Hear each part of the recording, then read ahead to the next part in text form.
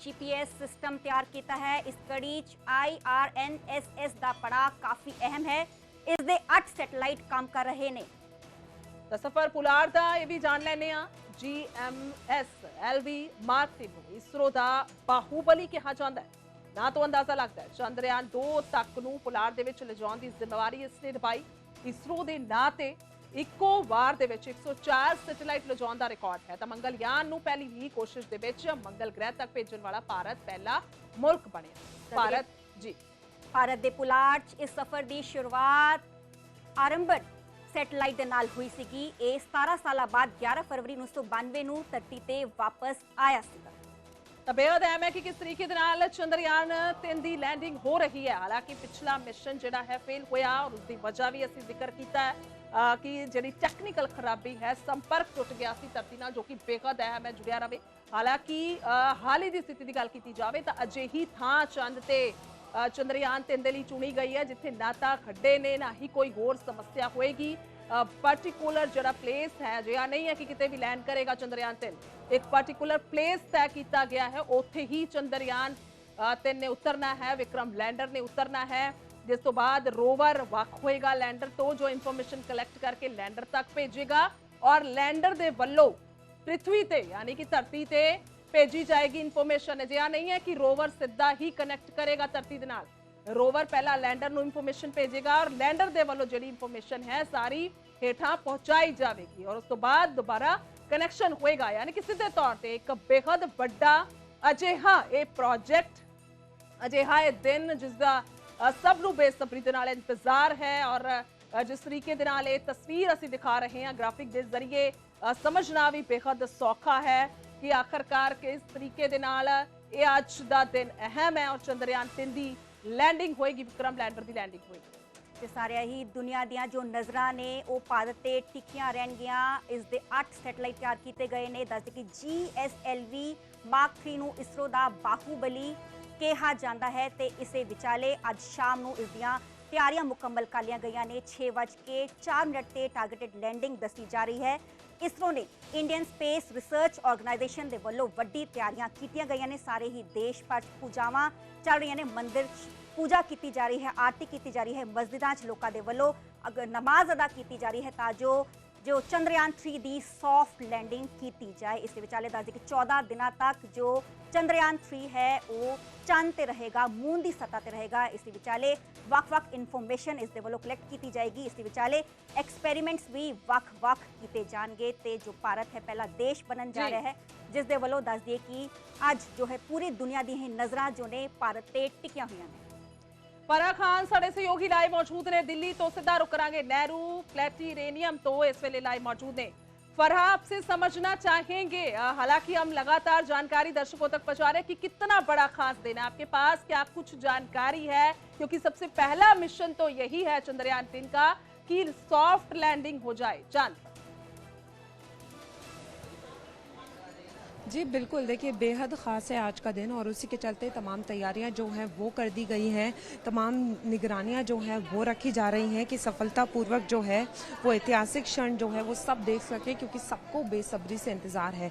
मैं नेहरू प्लेनेटोरियम में मौजूद हूँ, यहाँ तमाम तैयारियाँ की गई हैं और मैं आपको दिखाना चाहूँगी कि देखिए यहाँ पर दोनों के बारे में डिस्प्ले किया गया है, प्रज्ञान रोवर और वहाँ पर आपको जिस विक्रम लैंडर की हम बात करें उसको पूरी तरीके से डिस्प्ले किया गया है। और सिर्फ इतना ही नहीं, यहाँ पर जो है स्काई थिएटर में शोज़ जो हैं वो लगातार दिखाए जा रहे हैं जनरल पब्लिक के लिए। 11 बजे से लेकर 5 बजे तक शोज़ होने हैं जिसमें जनरल पब्लिक ये समझेगी कि जो चंद्रयान 2 का मिशन था उसके विफल अगर वो ना होता तो क्या कुछ है वो होता और कैसे वो विफल हुआ, कहाँ कहाँ कठिनाई आई, ताकि लोग जो हैं इस क्षण के लिए सही से जुड़ पाएँ, उनको जो है तमाम जानकारी मिले। और आपको ये भी बता दूं कि जो 2 स्क्रीन्स हैं वो लगाई गई हैं, 5:30 बजे जो है वो इसका लाइव प्रसारण किया जाएगा। लेकिन सबसे बड़ी बात ये समझना है कि यहाँ पर जो तैयारियाँ की गई हैं, जो तमाम वैज्ञानिक हैं जो निगरानी रख रहे हैं वो ये बता रहे हैं कि सबसे बड़ी चुनौती ये है जो लास्ट का जो क्रुशियल टाइम होता है, क्योंकि पिछली बार जो गलतियाँ हुई हैं उसको ना दोहराया जाए, इस बात का ध्यान रखा जा रहा है। तो पिछली बार जो चैलेंजेस थे उन पर खास फोकस रखा गया है, वो तीन मेन चैलेंजेस थे। पहला था स्पीड, दूसरा था कि वो जो लैंडिंग होगी वो सही तरीके से हो, और तीसरा था सही जगह पे हो। तो इन सारी चीज़ों को फोकस रखा गया है, और सबसे बड़ी बात है कि तमाम जगहों पर जो है वो दुआएं की जा रही हैं, प्रार्थना हो रही है, क्योंकि सबको इसका बेसब्री से इंतज़ार है। और सबसे बड़ी बात ये है कि जिस तरीके से अभी लगातार जो अपडेट्स मिल रहे हैं उसमें सब कुछ बताया जा रहा है कि सब ठीक तरीके से है, और ये माना जा रहा है कि आज पूरी तरीके से सॉफ्ट लैंडिंग हो जाएगी, और उसके बाद जो है भारत चौथा देश बन जाएगा जहां पर ये सॉफ्ट लैंडिंग होगी। तो हर किसी को 6:04 का इंतज़ार है, सब बेसब्री से इंतज़ार कर रहे हैं। देखिए, तमाम स्कूल के जो बच्चे हैं वो यहाँ पर जुड़ेंगे, क्योंकि जो शो लग रहे हैं उसका मेन मोटिव यही है कि बच्चे भी जो हैं वो इस बारे में सब कुछ जान सकें। देखिए, जैसे मैं यहाँ खड़ी हूँ तो यहाँ पर तमाम डिस्प्लेज भी लगाए गए हैं, सारी चीज़ों को दर्शाया गया था ताकि जो जनरल पब्लिक आए वो इन सारी चीज़ों का महत्व इन सबको जान सके। तो तैयारियां लगभग पूरी हो चुकी हैं, अब बस कुछ ही घंटों की देरी है, और उस कुछ घंटों की देरी के बाद चीज़ें जो हैं वो धीरे धीरे क्लियर होने लगेंगी, और अब तक सारी चीज़ें ठीक हैं। और जैसे ही ये सारी चीज़ें स्थिति बिल्कुल सामान्य बनी रहेगी, उसके बाद ग्रीन सिग्नल दे दिया जाएगा, और जिस क्षण का सबको इंतज़ार था वो शाम को पूरा हो जाएगा।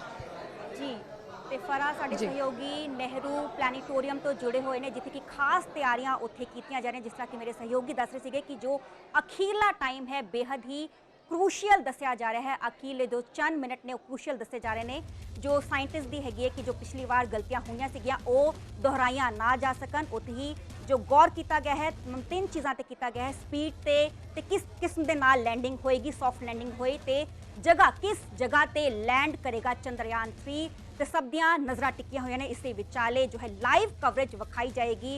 इस पूरी लैंडिंग की खास स्क्रीन्स का आयोजन किया गया, जिस कि मेरे सहयोगी फरा खान नेहरू प्लैनेटोरीअम तो लाइव जुड़े थे, उन्होंने दसिया कि खास स्क्रीन्स का इंतजाम किया गया है। देश काफ़ी उत्साह है, थां थां ते पूजा अर्चना की जा रही है कि जो गलतियां पहला दोहराइया गई वो गलतियां इस बार ना दोहराइया जान, ते 14 दिनों तक जो चंद्रयान 3 है वो मून की सतह पर रहेगा।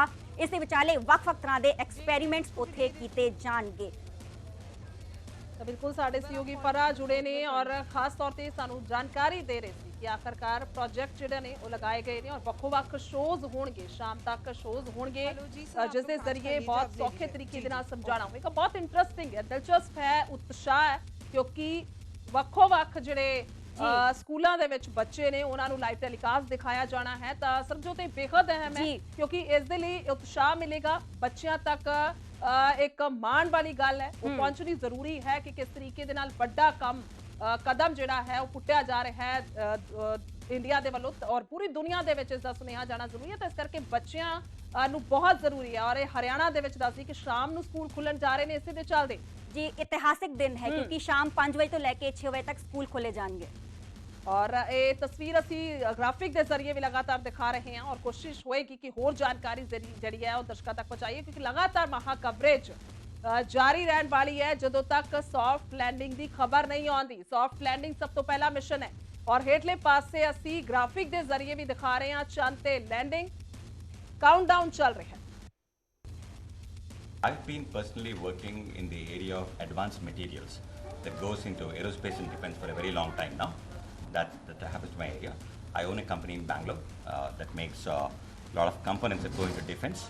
Now, it so happens very coincidentally that we also make a very high strength fabric that is used to reinforce and make it stronger parts. And one such part is a rubber gasket that's reinforced using our material. That actually, from what I understand, it's part of the Chandrayaan mission. So we are equally invested in this, and we're all keeping our fingers crossed. We're looking forward to tomorrow, and I'm really hoping that all goes well, and I'm sure it will. Okay. ਤੇ ਦੱਸ ਦੇ ਕਿ ਕੁਝ ਹੀ ਘੰਟਿਆਂ ਦਾ ਇੰਤਜ਼ਾਰ ਹੈ, countdown ਸ਼ੁਰੂ ਹੋ ਚੁੱਕਿਆ ਹੈ। ਸਾਰੀ ਹੀ ਦੁਨੀਆ ਦੀਆਂ ਨਜ਼ਰਾਂ ਜੋ ਨੇ ਉਹ ਇੰਡੀਆ ਤੇ ਟਿਕੀਆਂ ਰਹਿਣਗੀਆਂ। ਇਸ ਦੇ ਵਿਚਾਲੇ PM ਮੋਦੀ ਵੀ ਇਸ ਇਤਿਹਾਸਿਕ ਪਲ ਦਾ ਗਵਾਹ ਬਣਨਗੇ। ਵੀਡੀਓ ਕਾਨਫਰੰਸਿੰਗ ਜ਼ਰੀਏ देश की जनता नाल जुड़नगे, देश की जनता नूं संबोधन करनगे। दस दे कि चंद्रयान 3 का की कुछ खास है, चंद्रयान U2 का दस दे कि जिस तरह की 1 ते 2 जो गलतियां दोहराई गई ने, चंद्रयान 3 इन्हां गलतियां का ध्यान रखा गया है। जिस तरह कि मेरे सहयोगी भी थोड़े कुछ देर पहला दस रहे थे कि जो अखीरले चंद मिनट होंदे ने वो बेहद ही इंपॉर्टेंट होंदे ने कि किस जगह ते लैंड करना है, किस स्पीड नाल लैंड करना है, ते किस थां ते लैंड करना है। ਲੈਂਡਿੰਗ ਦਾ ਲਾਈਵ ਇਵੈਂਟ ਦੱਸਦੀ ਕਿ ਸ਼ਾਮ ਨੂੰ 5:27 ਤੇ ਸ਼ੁਰੂ ਹੋਏਗਾ। ਇਸ ਇਵੈਂਟ ਦੇ ਵਿੱਚ ਪ੍ਰਧਾਨ ਮੰਤਰੀ ਮੋਦੀ ਵਰਚੁਅਲੀ ਜੁੜਨਗੇ ਔਰ ਇਸ ਵੇਲੇ ਉਹ ਸਾਊਥ ਅਫਰੀਕਾ ਦੇ ਵਿੱਚ ਨੇ। ਦੱਸ ਦਈਏ ਕਿ ਅਹਿਮ ਹੈ ਕਿ ਕਿਸ ਤਰੀਕੇ ਦੇ ਨਾਲ ਇਹ ਮਿਸ਼ਨ ਕਾਮਯਾਬੀ ਹਾਸਲ ਕਰੇਗਾ ਔਰ 14 दिन का ਅਸੀਂ ਜ਼ਿਕਰ ਕਰ ਰਹੇ ਹਾਂ। 14 दिन ਪ੍ਰਿਥਵੀ ਦੇ ਨੇ, ਧਰਤੀ ਦੇ ਨੇ, ਜਦਕਿ ਚੰਦ ਦਾ ਪੂਰਾ ਇੱਕ ਦਿਨ ਹੈ। और लैंडिंग साइट का जिक्र किया जाए तो 500 बाय 500 मीटर तो वधा के 2.5 की गई है। 615 करोड़ रुपए की लागत नाले मिशन जिहड़ा है वो पूरा होने वाला है। तो चंद्रमा की सतह ते रसायनिक और कुदरती तत्तां का निरीक्षण किया जाना है, जिस दे नाल बेहद ही अहम जिहड़ा भविख दे विच रहण वाला खास तौर पर ऊर्जा के खेतर का असीं बार-बार जिक्र कर रहे हैं। और एक वड्डा ये प्रोजेक्ट इतिहासिक जिहड़ा है वो आज लैंडिंग होने जा रही है चंद्रयान 3।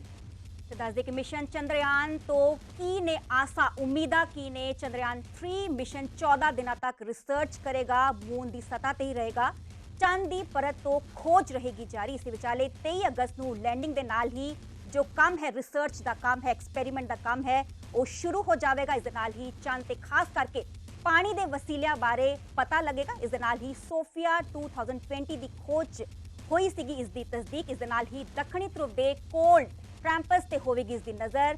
संभावी पानी अते बर्फ के कण बारे खोज करेगा, रिसर्च करेगा।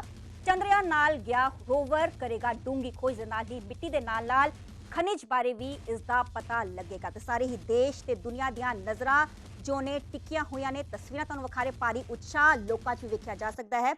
इसे विचाले फाइनल जो लैंडिंग का है काउंटडाउन शुरू हो चुका है। फाइनिंग जो लैंडिंग है वो 6:04 का टारगेटेड टाइम दसिया जा रहा है। भारत एक इतिहास रचन जा रहा है, बेहद ही अहम दिन है, इंपॉर्टेंट दिन है। चंद्रमा हुण दूर नहीं है। इसके विचाले जो है काउंटिंग महज जे असीं गल करिए तो 7.5 घंटे ही बच गए ने। 7.5 घंटे तो बाद जो है इसकी लैंडिंग होएगी तो पूरी जो दुनिया है इस ऐतिहासिक पल का गवाह बनेगी। इत्थे भी दसना बनता है कि जिस समय लैंडिंग होनी है तो लैंडर लैंडिंग साइट तो 750 किलोमीटर दूर होएगा तो स्पीड जी है 1.6 किलोमीटर प्रति सेकंड होएगी और ये फेज 690 सेकंड तक चलेगा। इस दौरान विक्रम के सारे सेंसर जिहड़े ने कैलीब्रेट हो जाएंगे।